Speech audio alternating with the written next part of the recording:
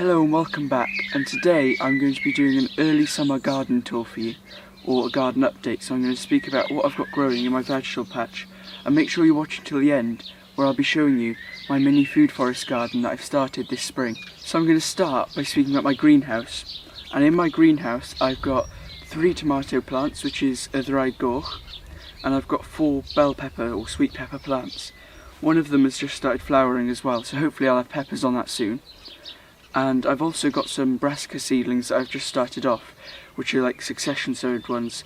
So we've got cabbage, sprouts and kale in there, and I will be planting them out soon. And then next I'm going to talk to you about my garden, the rest of my garden that's over there.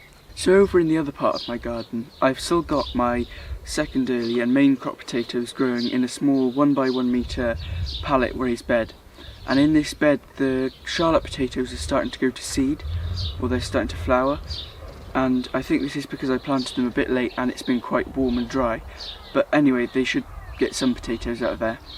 And then coming down then as well, I've still got a raised bed with some seed trays on it, but I've taken the polytunnel off this time because it was starting to get a bit too hot and I started to burn leaves and things in there because it overheated. And I've also got some kale in that bed and some kohlrabi and some lettuce left over as well.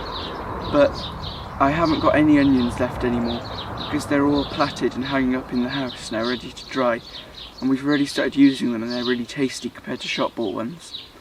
And then, as I said, in the onion bed there's no onions anymore. I've planted some broad bean seeds in between the carrot rows, and the carrots are also there still, and some of the kohlrabi that I had left over.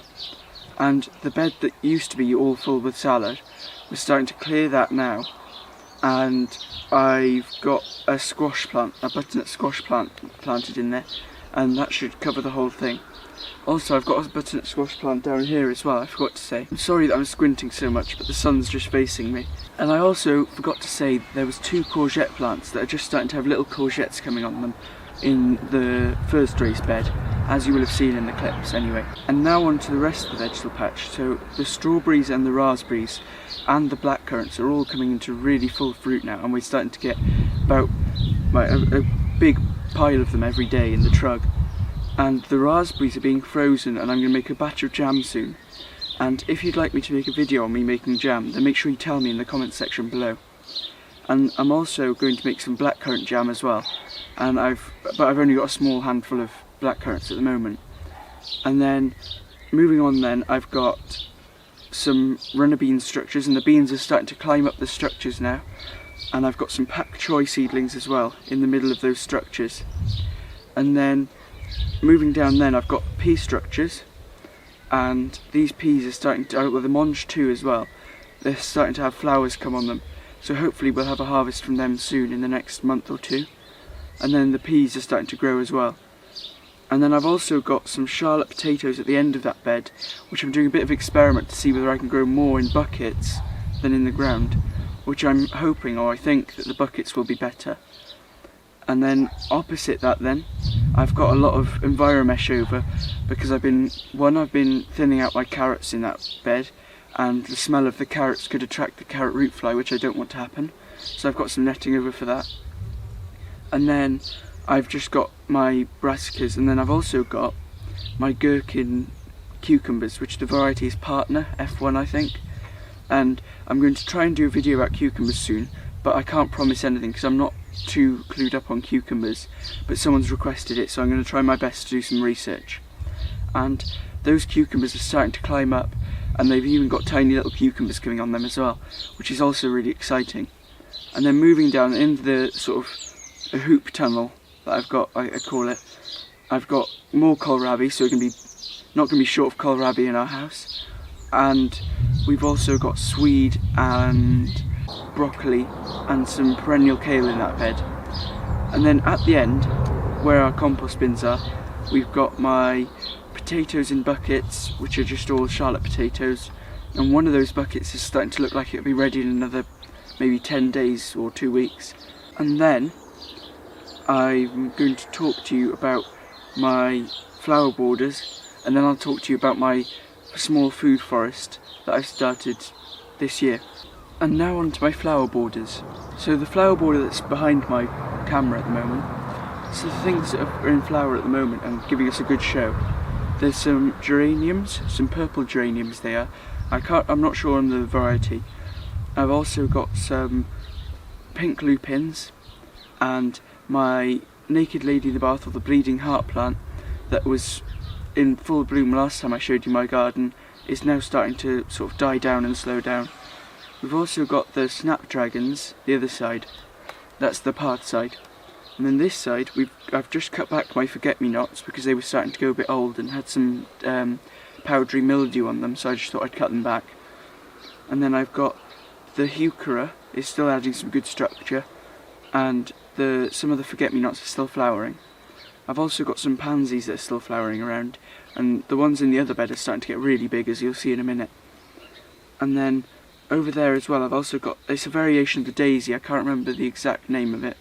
I've got a few of them around, and then there's also the kale as well from last year, which is, I think it adds a really nice colour and structure to the garden, like a bluey green colour. And then I've also got my dwarf Nifophia, which is a dwarf red hot poker. And that's about it for this border. I think I have got a few dwarf sunflowers in there, but I'm not sure if any of them have survived. But down here I have got some big ones. And then in the next bed there's a dark purple heuchera, and then there's a lot of lettuce, there's some dahlias as well, and the dahlia is starting to have some flower buds come on it, so I'm going to start feeding that soon. And then I've also got forget-me-nots that I need to cut back that I forgot to last time, and pansies and some more heuchera. And as you probably know if you watch my other flower gardening videos, my flower garden hasn't got the most variety ever, but I have also got some of the flower seeds in a modular tray starting off, so hopefully they will grow. But I think there's some older seeds that I found in some magazines or gardening magazines before. And the pansies over there are giving us a really, really good show at the moment. And then this bed here, I need to finish deadheading the lupins, but there's also dahlias there, and the foxgloves behind are doing really, really well. And there's even, as I probably showed you before, there's a white or pinky foxglove, which we've never seen naturally occurring here before. So hopefully that'll seed and there'll be more next year.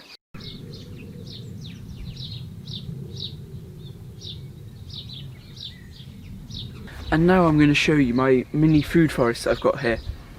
And the main thing with food forests is that there's layers, and because it's a permaculture method of imitating nature. And if you've seen James Progioni's channel, then you'll know with his food forest garden that there's, I can't remember how many exact layers there is, but he goes through it all in his videos. But in my garden here, I've got the canopy of this big conker or horse chestnut tree, and then that's the top layer, so the top canopy. And then after that I've got the middle layer, which is these blackcurrant bushes, which are new in this year, which I will be pruning, and they should get bigger next year. And then on the ground level, well, I've got some dwarf sunflowers growing here, and then I've also got some mulches as well to try and keep the soil from degrading and keep some of the moisture in. And I've also got courgettes. I've got 2 courgette plants here, and last autumn I did mulch this with a composted wood chip mulch, which was from this path here, and I've put new wood chips on this path now, and hopefully in another year or 2 these should have broken down again to give us a good mulch on all the beds, and hopefully this one as well. And I may even put fresh wood chips on this one next year to give that a go, like James Progioni does.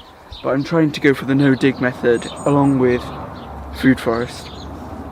And then, yeah, so up here I've got my dwarf sunflowers. I've got some weeds here that I probably need to go around weeding. And as you can see here, this is some of the old wood chips that I've composted. And they are really, really good. It's really good compost. Yeah, so I did put some other old potting compost on here as well, but for the most part it was just composted wood chips, and I'm really, really hoping that this does well. because these are 4 blackcurrant bushes here. I'm hoping to put another one at the back there this autumn, but down there I've got more, and up on the patio in pots I've got more. So we've got about 7 or 8 or maybe even 9 blackcurrant bushes altogether, so that should hopefully give us a good lot of jam every year. I'd just like to take this time out of the video to make sure that you've gone down below, hit the subscribe button, as well as the little notifications bell, and clicked all to make sure you get all of the notifications whenever I upload a video. Thank you for watching through this video. I really hope you enjoyed watching and seeing my garden early summer this year, and hopefully it'll get more and more full as the season goes on and we'll start harvesting more. So at the moment all we've been harvesting is salad and some soft fruit at the moment. Hopefully the peas and mange too will come into harvest soon, and those potatoes in about 10 days to 2 weeks will be ready hopefully. And just another tip is with potatoes, you should water them in their last sort of 2 weeks, I'd say. You should water them every day, especially if they're in pots, just to make sure they get enough water to swell those potatoes, because the tubers do the most swelling in the last sort of 2 weeks, 10 days, and that's why it's really important to keep them watered. And I've also got mulches on mine to make sure I keep the moisture in.